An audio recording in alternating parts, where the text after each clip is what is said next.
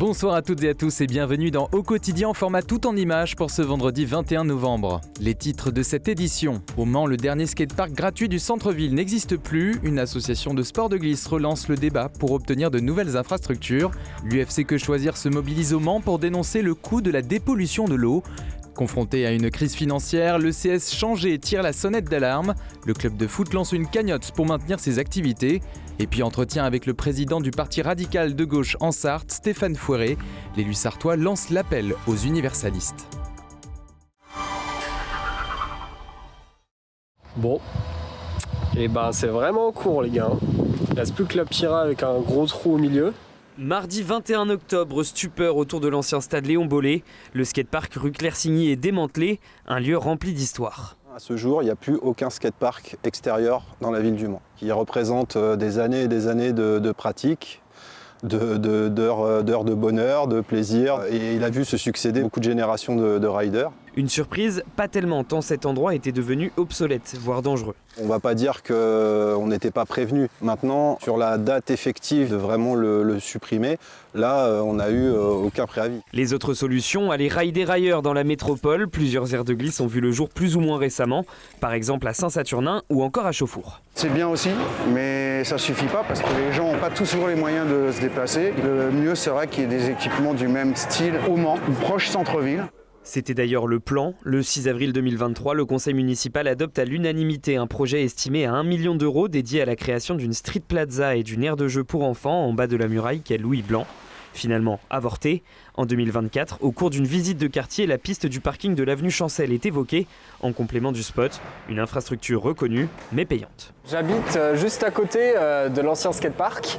Et j'aimais bien m'y entraîner, comme je débutais, c'était assez agréable. Maintenant, je suis obligé de venir au spot, donc c'est un meilleur skatepark. Mais quand je rentre du taf le soir, par exemple, j'ai juste envie de rouler un petit peu, m'entraîner. J'ai pas envie d'aller payer une session pour rouler 30 minutes. Même si les associations bénéficient d'un tarif réduit pour un créneau de 2 heures par semaine au spot, une offre gratuite manque. Snamenco déplore la communication. C'est clairement un manque de considération pour notre discipline, en fait, qui est devenue une discipline olympique. Après, on entend très bien qu'on ne va pas avoir des réponses positives et puis un projet qui va sortir comme ça du chapeau. On n'est pas dans une logique de combat, on est plus dans une logique de renouer un certain dialogue et aussi de montrer ce qu'on peut faire. Il reste du pain sur la planche. Contacté et relancé, la mairie du Mans n'a pas répondu à nos sollicitations.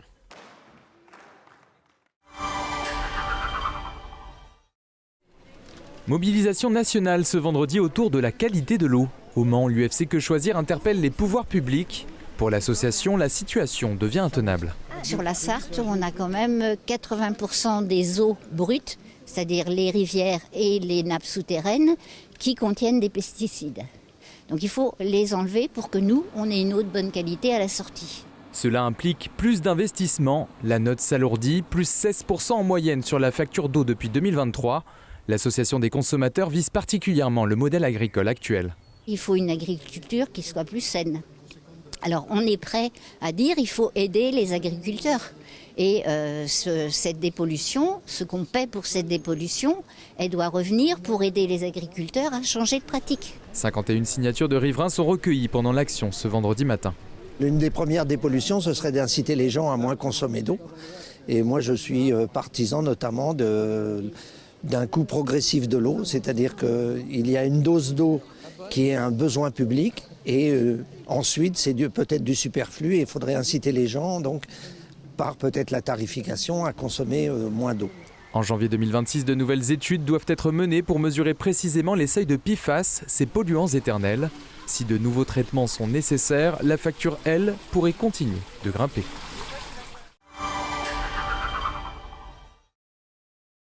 À l'occasion du déplacement de Jordan Bardella à la Flèche, la préfecture de la Sarthe interdit toute manifestation. Cette décision prise pour des raisons de sécurité se justifie par les débordements survenus lors de la précédente visite du président du Rassemblement national au Mans en décembre dernier.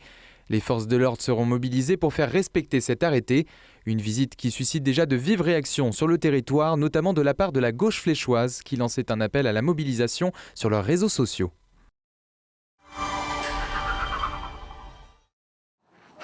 Au CS Changé, les jeunes enchaînent les passes comme si de rien n'était. Mais en coulisses, le club joue un match serré. Face à la hausse des coûts, la trésorerie commence à manquer d'air.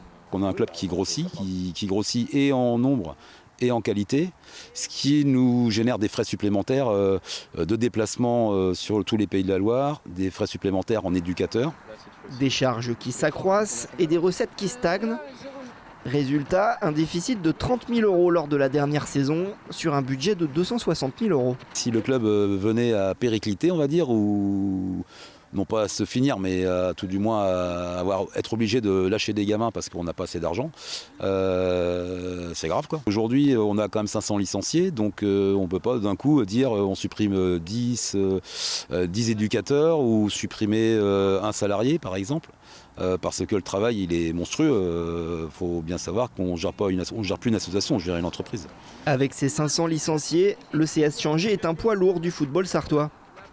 Mais les subventions accordées par la commune ne sont pas encore montées en division supérieure. Une cagnotte en ligne vient d'être lancée avec un objectif, récolter 15 000 €. On n'a pas non plus à avoir honte d'être en difficulté, hein, on subit plutôt qu'autre chose l'accroissement de notre club. Ça démarre tranquillement, mais on a déjà quelques dons, on a même pas mal de dons. Bon, après on a un objectif, c'est vrai qu'il est de 15 000 €, il sera difficile à obtenir. Mais enfin tout ce qui est donné pour nous c'est du plus et de toute façon on s'en servira utilement. Le club compte aussi sur des événements futurs pour redresser sa trésorerie. En attendant, les entraînements continuent. Et on espère que la situation va enfin changer dans le bon sens. À la Flèche, une battue administrative au sanglier est prévue ce samedi matin dans le secteur de l'Aumônerie. La circulation des piétons et des cyclistes est donc interdite sur les rives du Loir et à l'Aumônerie durant l'opération par mesure de sécurité. Les habitants sont invités à éviter la zone entre 8h et 14h. Alors que le débat public français se tend et que les fractures sociales s'accentuent, un nouvel appel tente de remettre l'universalisme et l'héritage des Lumières au cœur de la citoyenneté. Pour en parler, nous recevons l'initiateur de cet appel et président du Parti radical de gauche en Sarthe, Stéphane Fouret. Bonsoir. Bonsoir Alexandre Ferrer. Vous nous expliquez à travers ce texte paru dans le magazine Marianne début novembre pourquoi vous estimez urgent de reconstruire un bien commun autour des valeurs partagées. Mais d'abord, pourquoi avoir lancé cet appel aux universalistes ? Quelle en est l'origine ? Alors c'est la conjonction de deux événements, un drame, une rencontre. Un drame, comme tout le monde le sait, 16 novembre 2020, l'assassinat de Samuel Paty.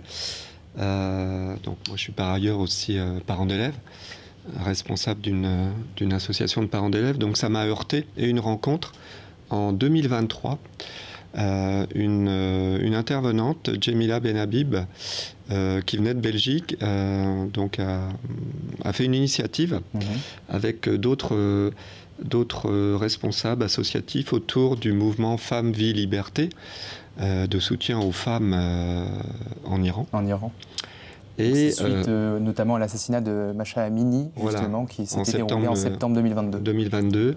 Au détour de discussion, elle m'a dit on monte les universalistes en Belgique. D'accord. Donc ça m'a fait tilt, puisque le terme, puis l'expression universalisme, c'est toute une histoire française aussi autour de la République. Concrètement, Stéphane Fouret, quel problème politique cet appel veut-il résoudre, donc publié le 6 novembre dernier ? Oui, alors on n'est pas objectivement dans le champ politique, dans le sens organisation. C'est plus large que ça, hein. C'est une fragmentation du pays et la nécessité de retrouver un bien commun, comme vous le citiez. Voilà, et puis c'est transpartisan, mais pas seulement politique, même si on a toutes les franges, on va dire, des sensibilités politiques de la droite républicaine. J'espère qu'il y en a encore, mais il y en a jusqu'à la gauche républicaine, sans les extrêmes de droite et de gauche. On a vraiment le côté transpartisan au niveau aussi des orientations professionnelles. Il y en a qui travaillent dans le public, dans le privé, des engagements aussi syndicaux, associatifs.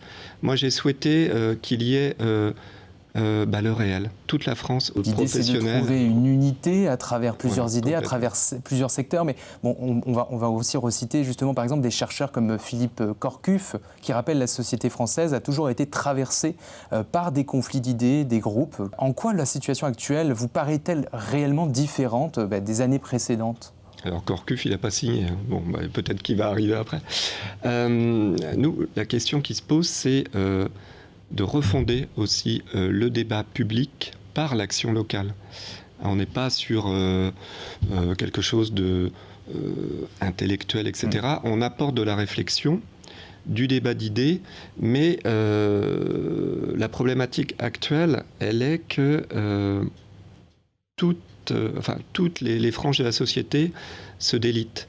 Au niveau du débat, au niveau de l'échange, on n'arrive plus à se parler posément, à échanger, à poser les termes du débat. Vous sentez qu'il y a trop de différences, trop de tensions, justement, par exemple au sein du Parlement, là on le voit encore aujourd'hui avec le projet de loi de finances, tout cela résulte d'une problématique de fond qui est en fait cette tension permanente? Oui, on n'arrive plus à, je vais employer un terme, à grandir en intelligence dans les débats. On n'arrive plus à s'écouter, simplement. S'écouter pour débattre et prendre la parole de l'autre comme une parole peut-être diverse, mais justement où on va pouvoir peut-être construire à partir de ces diversités d'approches, d'analyse. Je pense qu'on peut le faire. Et l'ambition, en fait, de ce mouvement, de ce cadre, c'est plutôt un cadre, l'esprit un petit peu d'éducation populaire, parce qu'on veut aller au plus près aussi des territoires. Une question se pose quand même, c'est comment convaincre que votre initiative n'est pas seulement un regroupement d'élites locales, ne concerne pas seulement un regroupement d'élites locales ou intellectuelles déjà convaincus. Comment on peut faire justement pour intéresser un plus grand nombre de personnes ? Alors, il est vrai que à travers ce texte, l'appel, il a fallu un petit peu accrocher par des personnalités un peu plus connues, des locomotives, comme on dit. Donc, parce que vous publiez d'ailleurs sur dans le magazine Marianne, qui concerne justement un certain public aussi. Comment faites-vous pour justement élargir un petit peu plus cette visibilité de votre texte, de votre appel aux universalistes ? Donc, les signataires, évidemment, la première accroche a été de découvrir l'appel sur le site internet de Marianne. Tout le monde ne va pas sur Marianne, ou en tout cas ait une approche de la lecture. Mais justement, on veut retravailler ces principes fondamentaux de dire la curiosité, ça passe par la connaissance, amener de la connaissance, retrouver aussi le goût de lire, de découvrir, de connaître, de se confronter aussi avec des avis différents, divergents, pour essayer de construire ensemble. Donc je pense que les signataires, ce qu'ils veulent, c'est sensibiliser au plus près de nos villages, de nos villes. Merci Stéphane Feury, on pourra en parler effectivement pendant encore très longtemps, mais comme beaucoup de sujets. Vous pouvez retrouver donc l'intégralité de cet appel des voix universalistes dans le magazine Marianne, intitulé « Les universalistes pour la promotion de l'humanisme des Lumières, la défense du bien commun et de l'intérêt général ». Merci Stéphane Feury, président du Parti radical de gauche en Sarthe, d'être venu sur notre plateau. Merci à vous. Nouveau week-end chargé en Sarthe, liste non exhaustive de plusieurs idées sorties par ces températures hivernales, avec d'abord le lancement du marché de Noël place de la République, c'est ce samedi. Il fait froid, alors pourquoi pas se réchauffer avec de la laine mohair issue de chèvres angora. À Recueil, la boutique à la ferme ouvre ses portes ce samedi de 8h à 18h. Vous avez envie de donner? Les 4 jours de Scarron s'achèvent ce week-end.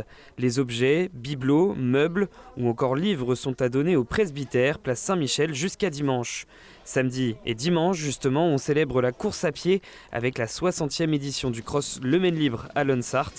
Plusieurs courses au programme avec le 10 km samedi et la course des As, notamment le dimanche sur la plaine de Chaoué. Enfin, c'est la frénésie à Fresnay-sur-Sarthe avec la Sainte-Catherine, à retrouver samedi et dimanche avec des animations et des tripes en continu servies dans les bars et restaurants. Les tendances météo de ce samedi 22 novembre. Le matin, le temps est froid, humide et le ciel chargé avec quelques éclaircies. Les températures descendent jusqu'à -3 degrés vers Fresnay-sur-Sarthe ou encore à Château-du-Loir.